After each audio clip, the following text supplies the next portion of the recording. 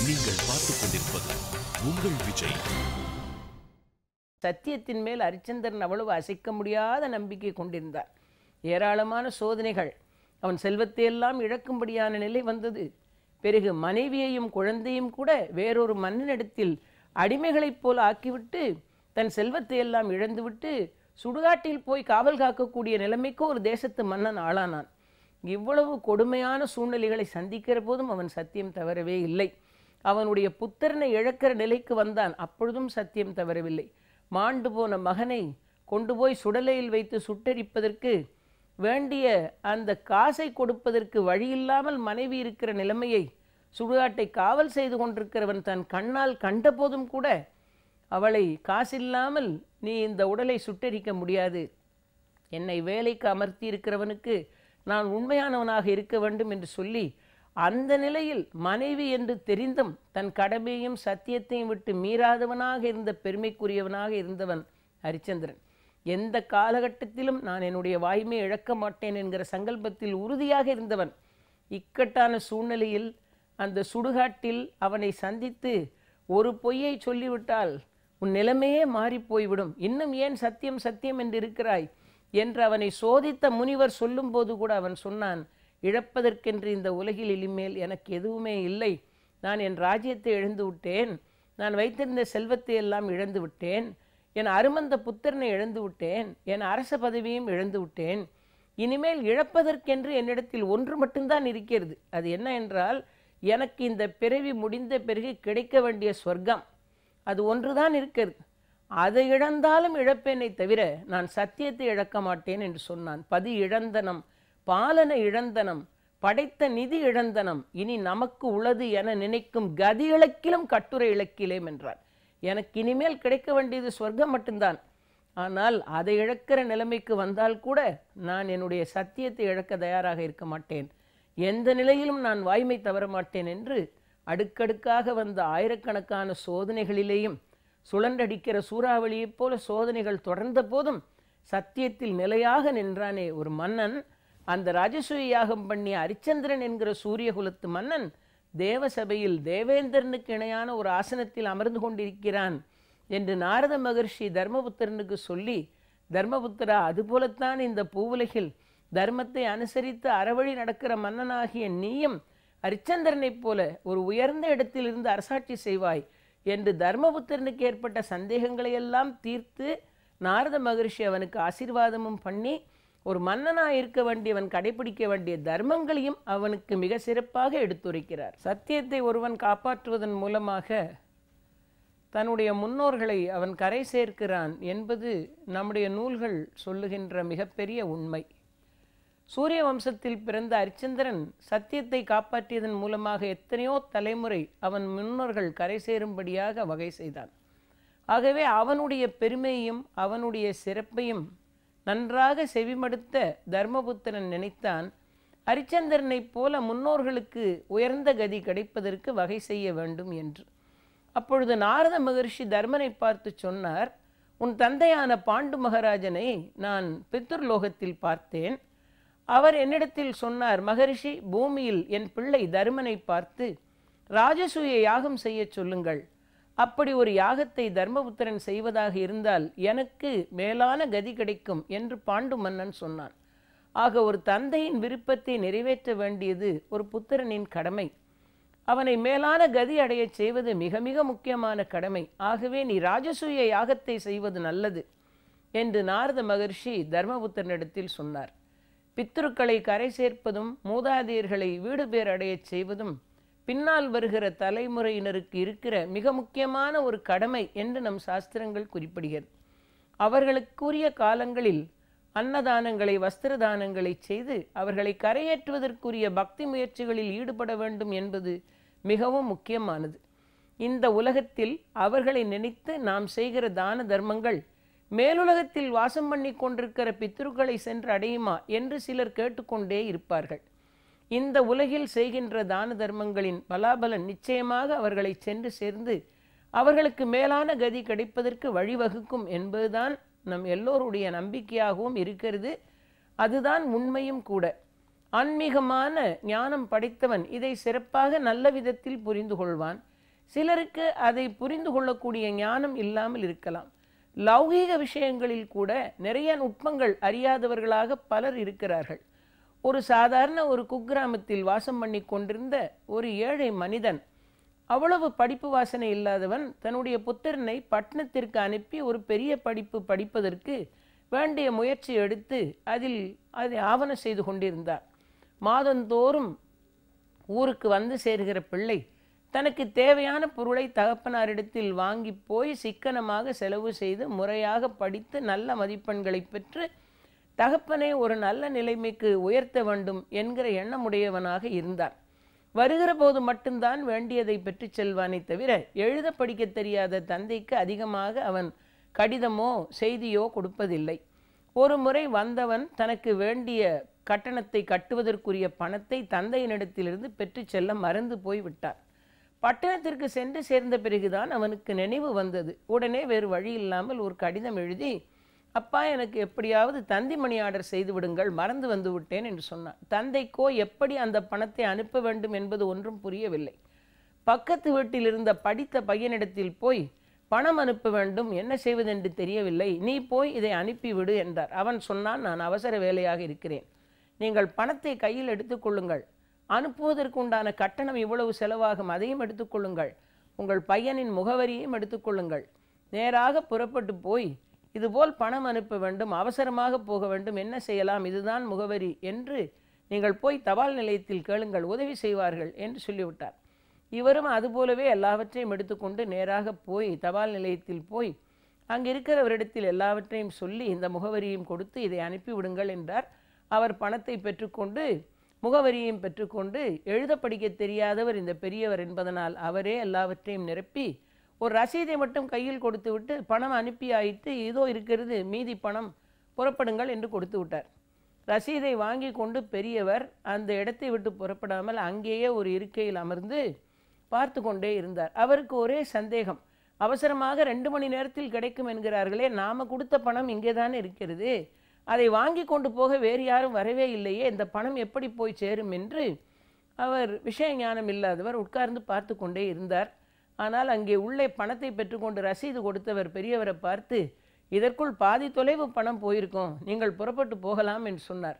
அப்பொழுதும் பெரியவருக்கு நம்பிக்கை இல்லை. இது எப்படி இந்த பணம் போகும், யார் கொண்டு போய் சேர்ப்பார்கள், நான் கொடுத்த பணம் இந்த டிராயரில் அல்லவா கிடக்கிறது, பாதி தூரம் போய்விட்டது என்று சொல்கிறாரே, எப்படி போகும் என்று அவருக்கு நம்பவே முடியவில்லை. வேறு வழி இல்லாமல் வீட்டிற்கு போய்விட்டார். போன பிறகு பையன் செய்தி கொடுத்தான், அப்பா, நான் சொன்னவுடன் நீங்கள் அனுப்பிவிட்டீர்கள், அவசரமாக என் கையில் உடனே வந்து கிடைத்து விட்டது என்று சொன்னான். ஆனால் பெரியவருக்கோ கடைசி வரைக்கும் புரியவே இல்லை அந்த பணம் எப்படி போய் சேர்ந்தது என்று. போஸ்ட் ஆஃபீஸ் டிராயரில் போடப்பட்ட பணம் சரியாக மகனுக்கு உரிய நேரத்தில் போய் கிடைக்கும் என்பதை அந்த பெரியவரால் நம்ப முடியவில்லை. ஏனென்றால் அவருக்கு இந்த லௌகீக விஷயங்களை பற்றிய விவரங்கள் ஒன்றும் தெரியவில்லை. அதுபோலத்தான் ஆத்மார்த்தமான விஷயங்களின் சூட்சுமங்களை அறியாதவர்கள் இங்கே செய்யக்கூடிய கைங்கரியங்கள் பித்ருலோகத்தில் இருக்கிறவர்களுக்கு மேலான கதி கிடைக்கச் செய்யும் என்று சொல்லுவது எப்படி என்று கேள்வி கேட்பார்கள். ஆனால் உண்மை அதுதான். பித்ருக்களை நினைத்து இந்த லோகத்தில் செய்யப்படுகிற தான தர்மங்களினால் உண்டான பலாபலன்கள் உரிய நேரத்தில் அவர்களை சென்று அடைந்து அவர்களுக்கு மேலுலகில் மேலான கதி கிடைப்பதற்கு வகை செய்யும் என்பதை நம்முடைய சாஸ்திரங்கள் மிக அருமையாக குறிப்பிடுகிறது. ஆக நீ ராஜசூய யாகம் செய்தால் உன் தகப்பனுக்கு மேலான கதி கிடைக்கும், ஆகவே நீ இந்த யாகத்தை செய்வாயாக என்று சொல்லுகிறார் நாரத மகர்ஷி.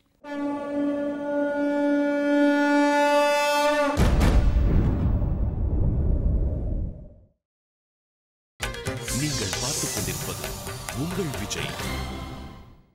தர்மபுத்திரன் சொன்னான், மகரிஷி, ராஜசூய யாகம் செய்ய வேண்டும் என்றால் பன்னாட்டு மன்னர்களையும் வென்று அவர்கள் செல்வங்களை எல்லாம் கொண்டு வந்து குவித்தல்லவா ராஜசூய யாகம் செய்ய வேண்டும். மன்னருக்கு மன்னன், ராஜாதி ராஜன், சாம்ராட் பட்டம் பெற்றவன் என்று உலகம் சொல்ல வேண்டும் என்றால் திக்விஜயம் செய்து பல மன்னர்களின் செல்வங்களையும் கொண்டு வர வேண்டுமே. மகரிஷி, நீங்கள் அறியாதது ஒன்றுமல்ல, எனக்கு அடுத்தாரின் செல்வத்தின் மேல் ஆசை இல்லை, தர்மபுத்திரன் சொன்னான். தர்மபுத்திரன் குணக்குன்றாக இருந்தவன். அவன் சொல்லுகிறான், எனக்கு மற்றவர்களின் செல்வத்தில் விருப்பமில்லை, நான் போய் எப்படி இந்த செல்வத்தை எல்லாம் கொண்டு வருவேன் என்று. அப்பொழுது நாரத மகரிஷி சொன்னார், தர்மபுத்திரா, உன் தம்பிமாரை அனுப்பி செல்வங்களை கொண்டு வரச் செய்து இந்த யாகத்தை செய்வதற்கு வகை செய். இதன் மூலமாக உன் தந்தை மேலான கதி அடைவதற்கு வகை ஏற்படும் என்று நாரதர் சொன்னார். தருமனும் ராஜசூய யாகம் செய்வது, அதற்கு முன்னால் திக்விஜயம் செய்வது என்று தர்மபுத்திரன் முடிவு செய்திருந்தான். அப்பொழுது ஸ்ரீ கிருஷ்ண பகவான் தர்மனிடத்தில் சொன்னார், உனக்கு ஒன்று தெரியுமா? ஜமதக்கினி மகரிஷியின் புதல்வனான பரசுராமர் எத்தனையோ சத்திரியர்களை கொன்று குவித்து அரசகுலத்தையே இல்லாமல் வேறு அறுத்தார். அவருக்கு பின்னால் அதே நிலையை தொடர்ந்து செய்து கொண்டிருக்கிற ஒரு மன்னன் இருக்கிறான். மகத நாட்டு மன்னனாக இருக்கக்கூடிய ஜராசந்தன் என்பவன் மன்னர்களை எல்லாம் அழித்து நரமேத யாகம் செய்வது என்று முடிவு செய்து கொண்டிருக்கிறான். அந்த ஜராசந்தனை ராஜசூய யாகம் பண்ணுவதற்கு முன்னால் நீ ஜராசந்தனை அழிக்க வேண்டும். எந்தெந்த மன்னர்களெல்லாம் ஜராசந்தனுக்கு பயந்து உயிரை கையில் பிடித்து கொண்டிருக்கிறார்களோ அவர்களுக்கெல்லாம் விடுதலை தர வேண்டும். மன்னர்களுக்கெல்லாம் மனதில் நிம்மதி ஏற்பட வேண்டுமானால் அந்த ஜராசந்தனை வதம் செய்ய வேண்டும். அதற்கு பிறகுதான் ராஜசூய வேள்வி நடத்த வேண்டும் என்று ஸ்ரீ கிருஷ்ண பகவான் தர்மனிடத்திலே சொல்கிறார். அப்பொழுது பகவான் ஸ்ரீ கிருஷ்ணர் கேட்டார், அந்த ஜராசந்தனுடைய வரலாறு என்ன என்று. அப்பொழுது கிருஷ்ண பகவான் சொல்ல ஆரம்பித்தார், இந்த ஜராசந்தன் என்பவன் மகத நாட்டு மன்னனுடைய பிள்ளையாக பிறந்தவன். அந்த மன்னனுக்கு 2 மனைவிமார். அந்த 2 மனைவிமாரில் 2 பேருக்கும் குழந்தைகள் இல்லாத சூழ்நிலையில் 2 மனைவிமாரும் வருந்தி கொண்டிருந்தார்கள். அப்பொழுது பிருகவிரதன் என்று அழைக்கப்பட்ட அந்த ஜராசந்தனுடைய தந்தை நேராக வனத்திலே போய் மனைவியரோடு வாசம் செய்வது என்று வனத்திற்கு போனான்.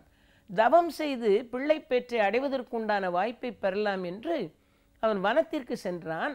அப்பொழுது கானகத்தில் சண்ட கௌசிகர் என்கிற பெயரோடு கூடிய ஒரு முனிவர் ஒரு மாமரத்தின் நிழலில் அமர்ந்து தவம் செய்து கொண்டிருந்தார். அவருடைய திருவடியை பற்றினான் பிருகத்ரதன் என்ற அந்த மன்னன். அப்பொழுது அந்த முனிவர் மடியில் விழுந்த ஒரு மாங்கனியை புத்திரப்பேற்றை அருளுகிற மந்திரத்தை அதில் ஏற்றி, உன் மனைவிமாரை இந்த கனியை அருந்தும்படியாக செய், ஒரு குழந்தை கிடைக்கும் என்று அந்த கனியை அவனுக்கு அருளினார். அவன் அதை 2 கூறாக்கி தன் 2 மனைவிமாரிடத்திலும் கொடுத்தான். அவர்கள் உண்டதன் மூலமாக கர்ப்பம் வாய்த்தது. அதில் 2 மனைவிக்கும் ஒரு குழந்தையை 2 கூறாக பிளந்தால் எப்படி இருக்குமோ அதுபோல ஒரு உடலின் பாதி பகுதிகள் மட்டும் குழந்தையாக பிறந்தது. அந்த குழந்தைக்கு ஒரு கண்ணும் பாதியான ஒரு மூக்கும் பாதியான ஒரு வாயும் ஒரு காதும் உடலில் பாதியுமாக ஒரு மனைவி பெற்றெடுத்தாள்.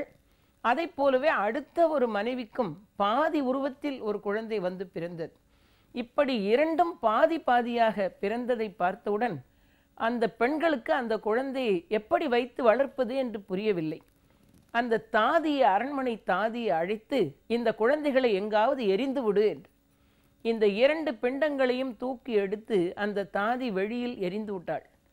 வெளியில் எரிந்த அந்த பிண்டங்களை அந்த பகுதியில் வாசம் செய்த ஜரை என்கிற பெயரோடு கூடிய ஒரு அரக்கி இந்த 2 பிண்டங்களையும் பார்த்தாள். பார்த்தவள் அவை 2ஐயும் ஒன்றாக எடுத்து அந்த பிண்டங்களை எடுத்து சரியாக பொருத்தினாள். அதை பொருத்திய மாத்திரத்தில் 2ம் ஒன்றோடு ஒன்று ஒட்டி கொண்டு உயிருள்ள ஒரு குழந்தையாக மாறிற்று.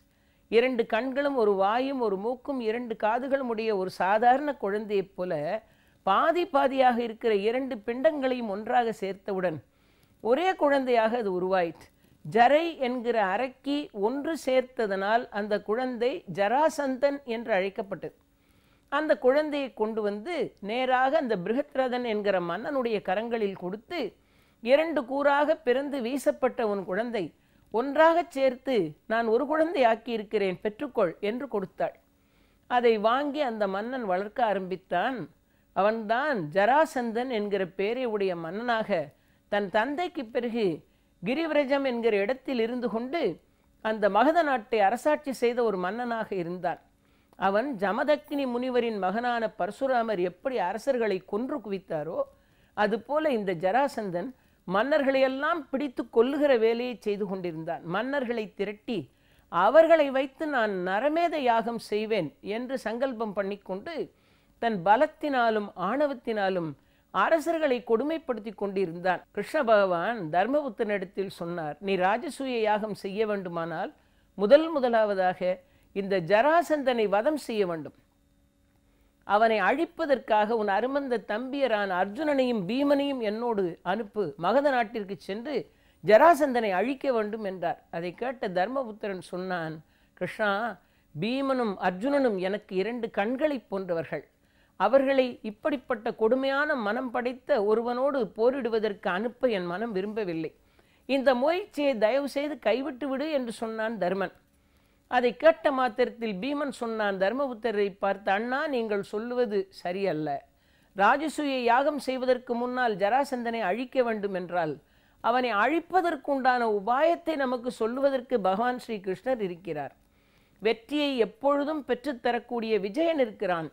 பலத்தை விளைத்து காட்டுவதற்கு நான் இருக்கிறேன். ஆக வெற்றியும் பலமும் உபாயமும் ஒன்றாக சேர்ந்திருக்கும் போது நாம் நினைத்ததை நிச்சயமாக சாதிக்க முடியும். எதற்காக இந்த ஜராசந்தனை அழிக்க வேண்டாம் என்று நினைக்கிறீர்கள்? அவனை அழித்தால்தான் அரசர்களை தொல்லைகளிலிருந்து காப்பாற்ற முடியும். நாம் அறிய பரசுராமரின் கையில் சிரமப்பட்ட மன்னர்களைப் போல உலகத்து மன்னர்களெல்லாம் உயிரை கையில் பிடித்து கொண்டு நாளும் நாளும் ஜராசந்தனுக்கு பயந்து கிடக்கிறார்கள். ஆக ஜராசந்தனை வீழ்த்தினால் நமக்கு மட்டுமல்ல, உலகத்தில் இருக்கிற மன்னர்களின் அச்சத்தை எல்லாம் ஒழிக்கின்ற ஒரு பெரிய பலனை நாம் பெற முடியும். இதன் மூலமாக பலருக்கு நாம் நன்மை செய்தவர்களாக ஆவோம். ஆகவே கவலைப்படாமல் ஜராசந்த வதத்திற்கு எங்களை அனுப்புங்கள் என்று பீமன் சொன்னான். அதை கேட்ட அர்ஜுனன் சொன்னான், ஜராசந்தனுடைய பலத்தையோ வலிமையையோ கணக்கில் எடுத்துக்கொண்டு அவன் அருகில் நாம் செல்ல வேண்டாம் என்று நினைப்போம் என்றால் அப்படிப்பட்ட முயற்சியை எடுக்காத நாம் மன்னர்களாக இருந்தும் பயனே இல்லை. ஆபத்து இருக்கிறது என்று தெரிந்தும் நாம் செய்யக்கூடிய செயல் ஒரு நல்ல பலனை விளைக்கும் என்று தெரிந்தால் ஆபத்தாக இருந்தாலும் எதிர்கொண்டு அதை வீழ்த்துவதுதான் ஒரு அரச தர்மமாக இருக்க முடியும். ஆகவே ஜராசந்தனை வீழ்த்துவதுதான் சரி என்று நான் நினைக்கிறேன். அண்ணா, நீங்கள் அனுமதி கொடுங்கள், நாங்கள் பகவானோடு புறப்பட்டு செல்லுகிறோம் என்று தர்மபுத்திரனுடைய மனதை மாற்றி ஜராசந்த வதம் செய்வதற்கு பீமனையும் அர்ஜுனனையும் தர்மன் அனுப்பும்படியாக அவனுக்கு வேண்டியனவெல்லாம் சொல்லி கிருஷ்ணரோடு புறப்படுவதற்கு 2 பேரும் தயாராகிவிட்டார்கள். மகத நாட்டை நோக்கி அர்ஜுனனும் போனான், பீமனும் பகவான் கிருஷ்ணரோடு சென்றார்.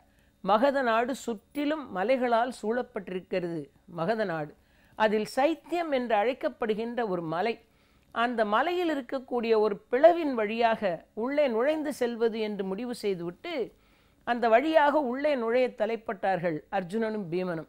அந்த மலை வழி பாதையில் ஒரு பெரிய பேரிகை கட்டப்பட்டிருந்தது. ஒரு அசுரனை வதம் செய்து அவனுடைய தோலை எடுத்து பேரிகையாக கட்டி அமைத்திருந்தார்கள். அந்த பேரிகையை முழக்கினால் ஆகாசத்திலிருந்து அந்த ஒலி கேட்டவுடன் தேவாதி தேவர்கள் பூமாரி பொழிவார்களாம்.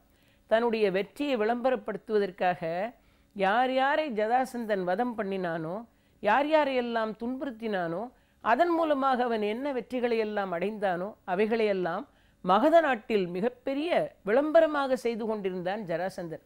அதை கேட்கிற பிறநாட்டு மன்னர்களுக்கு ஜராசந்தனோடு போர் தொடுத்து போனால் நிச்சயமாக தோற்று போவோம், அவனைப் போல பலசாலி யாரும் இல்லை என்று நினைக்கும்படியான ஒரு பிரம்மையை ஜராசந்தன் ஏற்படுத்தி வைத்திருந்தான். மலை வழிப்பாதையில் நுழைந்து மகத நாட்டுக்குள் புகுந்து ஜராசந்தன் ஆட்சி செய்கிற நகரத்திற்குள்ளேயும் வந்து அதற்கு பிறகு அவனுடைய அரண்மனையில் நேராக வாசலின் வழியாக நுழைந்து வராமல் சுவர் வழியாக ஏறி குதித்து உள்ளே நுழைந்து கிருஷ்ணரும் அர்ஜுனனும் பீமனுமாக வந்து சேர்ந்து விட்டார்கள்.